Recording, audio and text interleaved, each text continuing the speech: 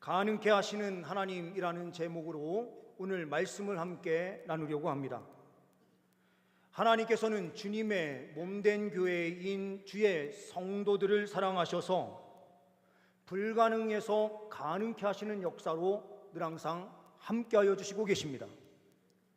우리도 다른 자녀들을 돌보는 삶이 있는 것이 아니라 내 자녀를 돌보는 그 마음이 강하게 있는 것처럼 하나님께서는 믿지 않는 많은 영혼들의 하나님이 되신 것이 아니라 친히 주님을 믿고 신뢰하는 죄 백성들에게 하나님께서는 친히 아버지가 되어주시고 그 삶을 인도하여 주심으로 마침내 승리하게 되는 줄 믿습니다.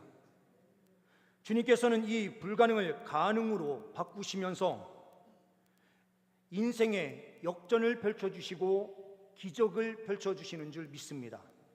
우리 성도님들의 삶에 이와 같은 삶이 매일매일 삶 속에서 이루어질 수 있기를 소망합니다. 그런데 우리는 이 부분에서 반드시 기억해야 될 것이 있습니다. 우리는 주님의 교회들입니다. 그런데 이 주님의 교회도 첫 번째로 고난받는 교회로 이 세상에 서 있다라는 사실을 반드시 기억해야 합니다. 본문 말씀 1절 이후의 말씀을 보게 되면 이렇게 말씀하고 있습니다. 그때에 헤롯 왕이 손을 들어 교회 중에서 몇 사람을 해하려 하여 요한의 형제 야고보를 칼로 죽이니 유대인들이 이 일을 기뻐하는 것을 보고 베드로도 잡으려 할세 때는 무교절 기간이라. 잡음에 옥에 가두어 군인 내식인 내패에게 맡겨 지키고 유월절 후에 백성 앞에 끌어내고자 하더라. 오늘 말씀을 통하여 우리는 고난이라고 하는 이 부분이 세상 사람들과 다른 관점으로 보아야 된다는 사실을 반드시 기억하고 우리는 알아야만 한다라는 거죠. 고난의 문제, 세상 사람들이 볼 때에는 내가 무엇을 잘못해서 이런 고난을 당하나, 내가 어떤 죄를 지었고 우리 부모는 어떤 죄가 있어서 나에게 이런 고난이 있는가라고 하는 질문을 끊임없이 던지게 돼요. 그런데 그리스도인들은 이 고난이라는 문제를 전혀 다른 시각으로 볼 수 있어야 된다라는 거죠. 마틴 루터라고 하는 사람이 꿈을 꾸게 되는데요. 그 꿈을 꾸면서 이런 대화를 보게 돼요. 사탄 앞에 그 부하들이 돌아와서 보고하는 내용이에요. 첫째 부하가 수령님, 저는 사막을 걸어가는 예수쟁이들에게 사자를 보내서 그들이 사자 입으로 죽임을 당하게 했습니다. 그런데 그들은 평화롭게 기도하고 있었습니다 라고 보고를 해요. 다른 부하가 이 이야기를 듣고 다시 이야기를 합니다. 저는 바다를 항해하는 예수쟁이들을 폭풍을 일으켰지만 그들은 암초에 올라가서도 찬송을 부르고 있었습니다 라고 고백을 해요. 부하 세 번째, 그 부하는 이렇게 보고를 합니다. 저는 크리스천들의 한 교회를 찾아가 들어가 10년 동안 모든 일이 잘 되게 하고 평안을 주었습니다. 그랬더니 그들의 육과 영이 완전히 부패하게 되었습니다 라고 보고하는 내용을 마틴 루터는 꿈속에서 그 광경을 보게 됩니다. 주님의 교회는 평안이 있다고 해서 승리하는 공동체가 아니고 어려움이 있어도 믿음으로 나아갈 때에 승리하는 공동체구나. 주의 백성들에게 왜 고난이 찾아오고 어려움이 찾아옵니까? 그것을 통하여 믿음 위에 세워지기를 원하시는 하나님의 뜻이 있는 허용하심이었습니다. 둘리안 차비진의 지저스 올이라는 책이 있어요. 이 책에 하나의 예화가 나오는데요, 브라운이라는 사람의 딸이 있었습니다. 그 딸은 로빈이라는 딸인데요, 이 딸이 학교에 가서 공부하는데 너무 어려운 과목이 있는 거예요. 너무 그 과목이 어려워서 부모님한테 이야기를 하는 거예요. 엄마, 아빠, 나 과목 하나 때문에 도저히 공부할 수가 없어. 저 공부를 포기하고 싶습니다. 이렇게 이야기를 해요.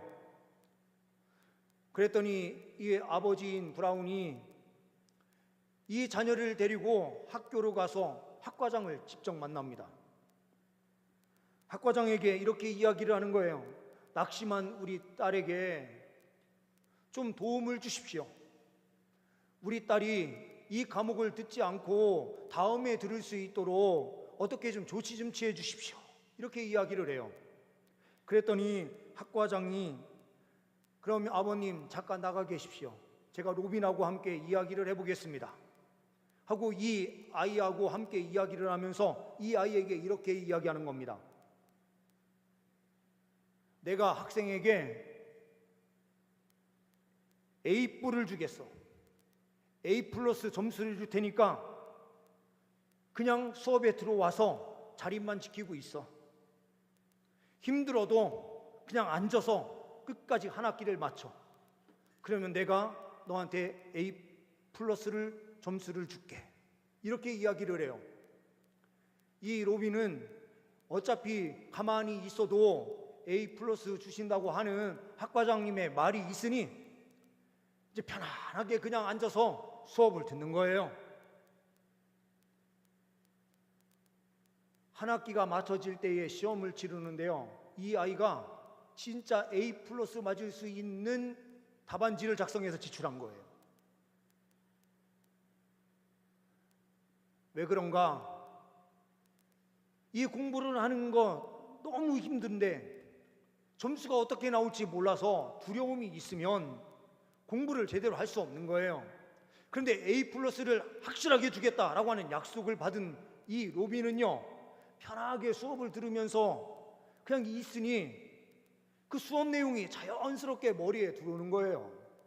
시험도 치를 때 어차피 A+ 받을 거니까 하면서 속 편하게 쫙 쓰니까 점수가 잘 나온 거예요. 어떻게 보면 우리에게 주어진 고난이 이와 같은 거예요. 우리는 고난을 피하고 싶은데 어떻게 할 수 없어서 포기하고 싶을 때가 있는데 하나님께서 우리에게 말씀하시는 거죠. 아니야, 이 자리는 네가 묵묵히 지켜내고 지나가면 너에게 A+라고 하는 영광이 있을 거야. 예수님께서도요, 십자가의 길을 걸어가면서 이러한 영광을 보셨어요. 그리고 오늘 본문 말씀에 있는 이 자리에 있는 베드로도 이 자리가 어떻게 보면 야고보가 죽음을 맞이했고요, 자기도 죽음을 앞두고 있었던 상황에서 구원함의 은혜를 누리게 되는데요, 이 은혜를 통하여 다음 세대인 이 말씀을 받는 주의 백성들에게 말씀을 기록해서 보내면서 베드로 전서에서는 이렇게 선포하고 있어요. 베드로전서 4장 12절과 13절 말씀을 보게 되면 이렇게 말씀하고 있습니다. 사랑하는 자들아, 너희를 연단하려고 오는 불시험을 이상한 일 당하는 것 같이 이상히 여기지 말고 오히려 너희가 그리스도의 고난에 참여하는 것으로 즐거워하라. 이는 그의 영광을 나타내실 때에 너희로 즐거워하고 기뻐하게 하려 함이라. 즐거워하고 기뻐하게 하기 위하여 주시는 불시험인데 그 시험에 기쁨으로 동참하라. 이렇게 말씀을 선포해요. 예수님도 마찬가지로 이 말씀을 우리에게 주셨어요. 요한복음 16장 32절과 33절 말씀에 이렇게 말씀하고 있습니다. 보라, 너희가 다 각각 제 곳으로 흩어지고 나를 혼자 둘 때가 오나니 벌써 왔도다. 주님께서 십자가의 그 걸음을 걸어가면서 앞에 십자가가 놓여져 있는데 함께 하던 우리 제자들이 다 나를 버리고 떠날 것을 아셨어요. 그러나 내가 혼자 있는 것이 아니라 아버지께서 나와 함께 계시느니라. 하나님께서 자기 자신과 함께 할 것을 믿고 나가시는 거예요. 그러면서 33절에 이렇게 이야기하십니다. 이것을 너희에게 이르는 것은 너희로 내 안에서 평안을 누리게 하려 함이라. 세상에서는 너희가 환난을 당하나 담대하라. 내가 세상을 이기었노라. 예수님께서 하나님과 함께 하셔서 승리하신 그 승리를 믿음의 사람들에게, 고난의 자리에 있는 자들에게 함께 하셔서 승리를 주시겠다라고 약속하시고 계시는 것입니다. 고난 가운데 있는 교회는 무너지는 교회가 아니라 승리하는 교회입니다. 이것을 믿고 달려가는 일이 가장 중요해요. 그러면 믿음으로 달려간다라는 것이 무엇입니까? 그러므로 우리는 두 번째로 확인하는 사실은 교회는 기도하는 교회다라는 사실을 보게 되는 것입니다. 고난 가운데서 우리가 믿음으로 나아가는 것은 기도하는 거예요. 5절 말씀에 이렇게 말씀이 기록되고 있습니다. 이에 베드로는 옥에 갇혔고 교회는 그를 위하여 간절히 하나님께 기도하더라. 간절히 기도해요. 간절이라는 것은요, 다른 것에 눈길을 주지 않고요, 하나님 앞에만 엎드려서 간구하고 기도하는 거예요. 간절한 마음으로 기도하는 거, 주님께서는 외면하시는 분이 아니에요. 초대교회의 이 교회가요, 베드로가 투옥되고 야고보가 죽은 이 광경을 바라보면서 세상적인 방법으로 나아가지 않았어요. 세상적인 정치 세력을 찾아서 우리 베드로를 어떻게든 구출해 주십시오 라고 하는 방법을 선택하지 않았어요. 하나님께 엎드려서 하나님께 간절히 기도하는 방법을 선택했어요. 주님의 교회가 승리하는 방법은 다른 방법에 있는 것이 아니라 주님 앞에 엎드려서 간절히 기도할 때에 승리해요. 12절 말씀을 보십시오.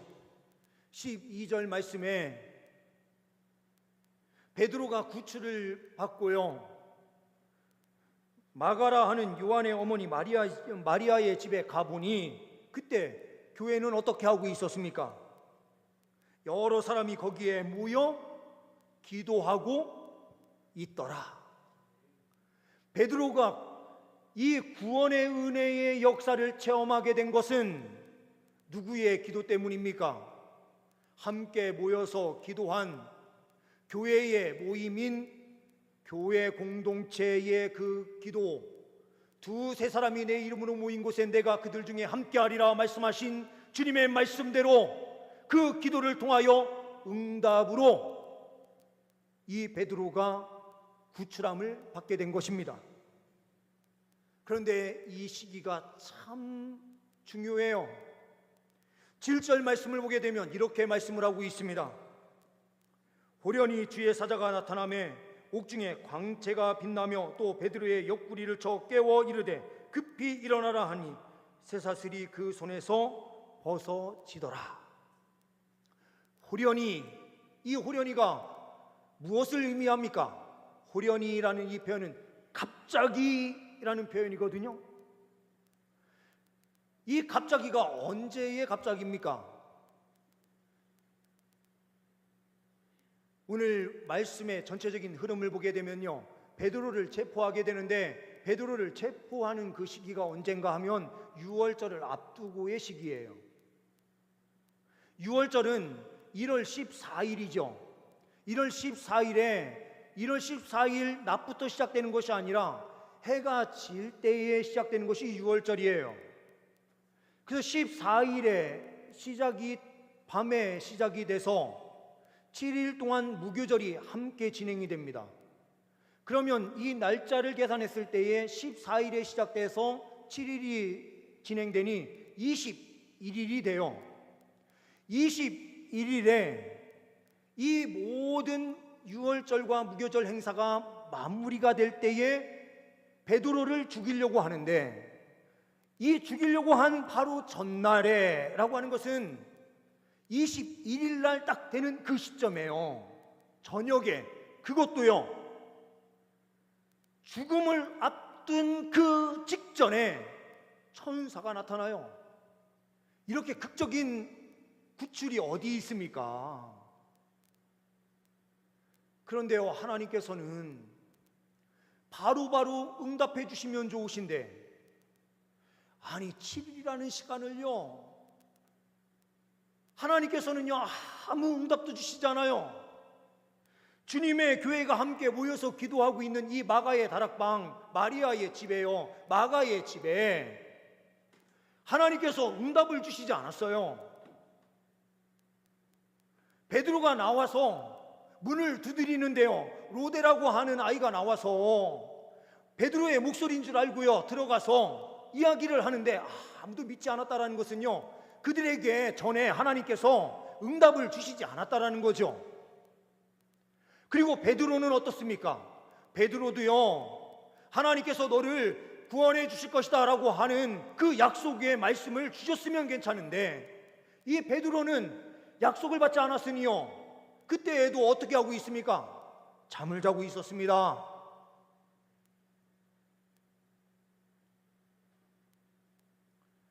하나님께서는요, 때로는 응답을 주시지 않는 것처럼 보이는데, 하나님의 시간이 되면 하나님께서요 호련히 갑자기 역사를 시작하시는 거예요.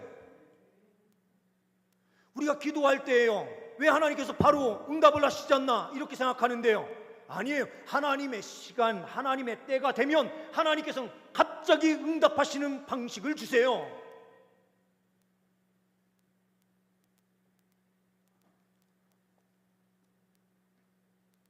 아프리카의 한 크리스찬 청년이요, 갑자기 열이 나면서 쓰러졌어요. 그러면서 헛소리를 하고요, 이 청년이 이제 곧 죽을 것 같은 거예요. 근데 유럽에서 온 선교사님을 통해서 이 가정이 예수님을 믿게 됐는데, 이 엄마 부모들이 어떻게 하겠습니까? 이 선교사님을 찾아가서 함께 기도해 달라고. 이 열이 떨어져야 되는데 방법이 없습니다. 얼음도 없고 차게 만들 수 있는 어떤 방법도 없습니다. 열을 떨어뜨려야 이 아이가 살 수 있는데 다른 방법이 없습니다. 기도해 주십시오 해가지고요, 이 청년 아이 앞에서 함께 엎드려서 기도를 시작해요. 하나님, 이 아이를 살려주세요. 방법은 하나님밖에 없습니다. 기도하는데요, 그때 갑자기 번개가 치면서요, 구름이 몰려와서 거기에 우박이 막 쏟아지는 거예요. 아니 아프리카에서 무슨 갑자기 우박입니까? 바깥에 나와가지고요, 그 우박을 뭉쳐가지고 가지고 들어와서 아이의 머리에 올리고 몸에 막 해서 열을 탁 내리니 그 아이가 살기 시작했습니다. 기도는요 강력한 역사를 펼쳐요. 때로는 자연 만물을 이용해서 하나님께서 우박을 내리시기도 하시고요, 때로는 하나님께서 강권적인 역사로 함께 해주셔서 몸을 치료해 주시고 회복시켜 주시는 역사로 함께 해주세요. 그런데 우리는 이 부분에서 또 하나 잊지 말아야 될 부분이 있어요. 항상 기도하라, 깨어 있어 기도하라 라는 말씀이 어떤 의미라고 우리 성도님들 생각하십니까? 오늘 본문 말씀에 보게 되면 항상 깨어 기도한 부류의 사람으로 등장하는 사람들이 있어요. 어떤 사람들이에요? 함께 모여서 마가의 다락방 마리아의 집에서 마가 요한이라고 하는 집에 함께 모여서 기도하려고 있었던 사람들이에요. 그런데 대비해서 보게 되면 베드로는 어떤 사람입니까? 잠을 이 시간에 자고 있는데, 그러면 베드로는 깨워서 기도하지 않은 사람입니까? 아니죠. 왜요? 깨어 있어라 라고 하는 것은요, 하나님을 절대적으로 신뢰하는 믿음으로 사는 삶을 이야기하는 것이죠. 베드로는요, 자기가 내일 죽을 것을 알아요. 어떻게 알까요? 감각적으로 알아요. 야고보가 어떻게 죽었는지 알아요. 그리고 자기를 유월절 날에 잡아서 투옥시켜 놓은 이유가, 유월절 그 시기에 만약에 사람을 죽이게 되면 유대인들이 가만히 있지 않을 것을 알고 있었기 때문에 정치적으로 행동하고 있었던 이 헤롯은 베드로를 죽이지 않고 있다라는 것, 베드로는요 이 사실을 잘 알고 있었던 거예요. 무교절이 끝나면 나를 죽이겠거나 죽이기 위해서 수단과 방법을 가리지 않을 것이다 라는 것을 알고 있었어요. 그런데요, 죽음을 앞두고 베드로는 어떻게 하고 있습니까? 편안하게 누워가지고요, 자기를 지키는 파수꾼 두 사람, 그리고 하나의 블록을 넘어서 또 두 사람이 더 있는 것을 알고 있으면서도 베드로는요 잠을 쿨쿨 자고 있어요. 이 잠은 깨어있지 못한 잠이 아니라 하나님을 절대적으로 신뢰하는 잠이었습니다. 그러니 이 잠은 깨어있는 삶이에요. 우리가요 밥을 먹든지 일을 하든지 아니면 집에서 잠을 자더라도요, 믿음 없이 자는 잠은 잠든 영혼이 잠드는 것이지만, 하나님을 절대적으로 신뢰하면서 잠자는 그 잠은 깨어있는 잠이에요. 영적으로 깨어있는 삶이에요. 우리 성도님들은 어떤 잠을 주무시고 계십니까? 하나님을 절대적으로 신뢰하기 때문에 주의 성전에 나와서 함께 모여서 기도하는 일을 하지 않고, 나는 하나님을 절대적으로 신뢰하니까 난 기도의 자리 갈 필요 없어, 그렇게 생각하시면서 평안한 잠을 주무시고 계시는 것입니까? 아니면 어떤 부분에서 우리 성도님들은 평안한 잠을 주무시고 계시는지 모르겠습니다.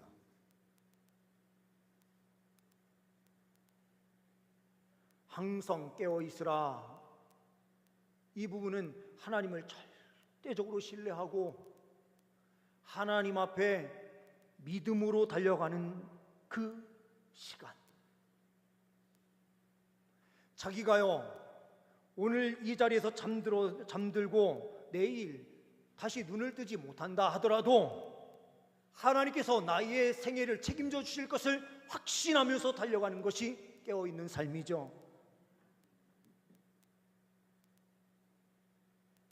하나님께서는요 우리에게 요구하시는 삶은 기도하는 교회로 주의 백성들이 세워지기를 원하시는 것입니다. 주님과 깊은 교제를 갖고 하나님을 신뢰하면서 달려가는 그 걸음을 주님께서는 원하시고 계세요. 왜 하나님께서는 이러한 기도의 자리에 우리를 세우시고 계십니까? 세 번째로 보게 되는 것은 승리하는 교회다라는 것이죠. 13절 이후의 말씀을 보게 되면 이렇게 말씀하고 있습니다.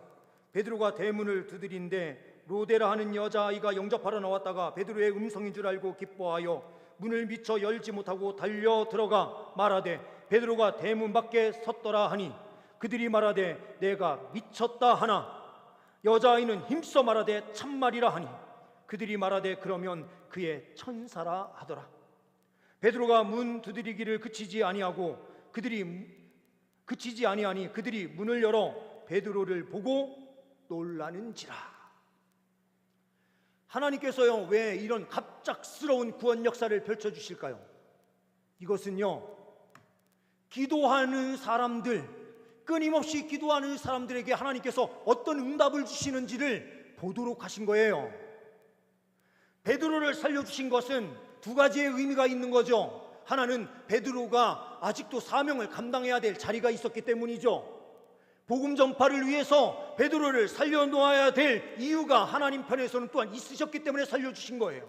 동시에요, 초대교회의 성도들이 세상 방법을 택하지 아니하고요, 하나님 앞에 서서 끊임없이 기도하며 달려갈 때에 하나님께서 그 기도를 외면하시는 분이 아니시라 반드시 응답을 주시는 하나님이라는 사실을 체험할 수 있도록 이 사건을 주님께서 만드시고 이끌어 가셨던 거예요. 이 사건은 주님의 공동체는 실패하는 공동체가 아니라 반드시 승리하는 공동체다.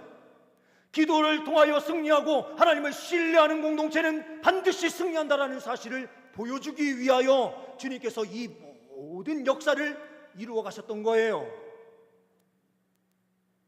오늘 말씀에 나오는 헤롯은 예수님을 죽인 헤롯이 아니에요. 헤롯의 손자인 아그리파 1세예요. 이 부분에서 우리는 무엇을 보느냐? 예수를 죽이려고 달려갔었던 가정이요, 얼마나 치밀하게 다음에 손자까지 교육을 시키는지 우리가 한번 알 필요가 있어요. 미국에서 한 실험을 하는데요, 기업이 100년 이상 가는 그 기업들의 특징이 뭔가 연구를 해봤어요. 그랬더니 특이한 점이 발견이 되는데요, 창업자가 있어요. 창업자가 있고 이 창업자가 아들 교육을 잘 하는 것으로 이 기업이 승승장구하는 것이 아니라 한 대를 뛰어넘어서요, 손자에게 어떤 교육을 시키느냐에 따라서 전혀 다른 결과가 나타나더라는 거예요. 왜 그럴까 했더니요, 창업자인 아버지 밑에서 자라는 아들은요, 아버지의 삶을 그대로 봐요. 그래서 교육을 따로 시키지 않아도 이 자녀는 자연스럽게 아버지의 그 사업 마인드를 그대로 이어받는다는 거예요. 그런데 그 손자 때에서는요, 창업자인 할아버지가 사업에 성공을 해서 잘 살게 되면 그 아이는 태어날 때부터요, 잘 사는 집에서 태어나거든요. 그럼 자기는 원래부터 그렇게 잘 사는 집에서 잘 사는 집이었고 자기는 평안한 삶이 늘 항상 있는 줄 안다는 거예요. 그러다 보니 창업자가 죽고 아버지가 죽은 이후에 이 3세가요, 뭔가 하려고 할 때에 창업 정신을 따라서 살지 않는다는 거예요. 그러면서 기업이 대부분 망하게 되더라라는 거예요. 그런데요, 이 악으로 달려가는 사람들은요, 얼마나 치밀하게 아들을 교육시키는지 예수를 죽였던 사람들이 그 다음에 교회를 없애기 위하여 끊임없이 사투를 저지르는 것을 봐요. 반면에 믿음의 사람들은 어떻습니까? 우리는요, 말씀 교육하는 일을 등한시할 때가 많죠. 우리 자녀들 그리고 손자들에게까지 이 복음이 흘러가도록 하기 위해서 헌신하는 삶을 살지 못할 때가 많아요. 왜 그런가? 우리는요, 자꾸 중간에 실망하면서 교육하는 일을 포기할 때가 있기 때문에 그래요. 그런데 고난이 없는 그 가운데에서 어떤 역사가 일어납니까? 복음을 받아들이지 않으려고 하는 우리의 자녀들, 우리의 손자들, 이 자리를요 포기하면 우리 자녀들이 믿음에서 떠나지만 우리가 말씀대로 우리 자녀들을 양육하고 우리 다음 때인 손자들까지 또 말씀으로 교육해내려고요, 어떤 고난이 찾아와도 포기하지 않고 그 말씀대로 살기 위하여 사투하는 삶을 살아가면요, 하나님께서 응답하세요. 교회가 승리하는 교회다라는 사실을 명확하게 볼 수 있도록 하나님께서 역사를 베풀어 주세요. 우리는요, 작은 고난 앞에서 자꾸 멈칫멈칫해요. 포기하려고 할 때가 있어요. 근데 주님께서는 우리에게 말씀하십니다. 그 고난 가운데에서 포기하지 말아라. 주님의 교회는 고난이 있는 것이 당연하다. 우리가 영적으로 깨어 있을수록 사단이 가만히 내버려 두지 않을 것이니, 고난이 있는 삶은 그만큼 우리가 믿음으로 잘 살고 있다는 뜻이에요. 그러면서 우리는요, 그 고난의 자리에서 세상 방법을 택하는 것이 아니라 하나님 앞에 엎드려 간절히 기도하는 기도의 자리를 지켜낼 때에 다음 세대인 우리 자녀들은요, 우리의 기도의 모습을 그대로 보고 학습해서 힘있게 달려갈 수 있어요. 그러면서 동시에 우리의 간절한 기도를 통해서 손자, 손녀들에게요, 이 말씀을 전하려고 힘쓰는 삶을 끊임없이 해나갈 때에 한국교회는 더욱더 무궁한 발전이 있는 공동체가 될 수 있는 줄 믿습니다. 하나님께서는 승리의 공동체로 우리 동산교회를 세워주셨고, 하나님의 성전으로 우리 성도님들을 삼으셔서 그 역할을 수행하게 하시고 계십니다. 믿음으로 승리하시는 제 백성들 되시기를 소망합니다. 고난이 찾아와도 뒤로 물러서는 신앙이 아니라 끝까지 전진하여 승리하시는 믿음의 백성들 다 되시기를 간절히 소망합니다. 기도하십니다. 하나님 아버지, 역사를 일으키시고 새로운 기적을 펼쳐주시는 분이 우리가 믿는 하나님 아버지신 줄 믿습니다. 주님께서 주님의 교회에 함께 하실 때에 고난을 이겨나가는 믿음을 주시고, 어떠한 상황 속에서도 주님을 신뢰하며 끝까지 기도하는 공동체로 달려갈 수 있도록 역사하여 주옵소서. 기도하는 죄 백성들에게 주님 승리의 역사를 펼쳐 주옵소서. 우리 주 예수 그리스도의 이름으로 기도하옵나이다. 아멘.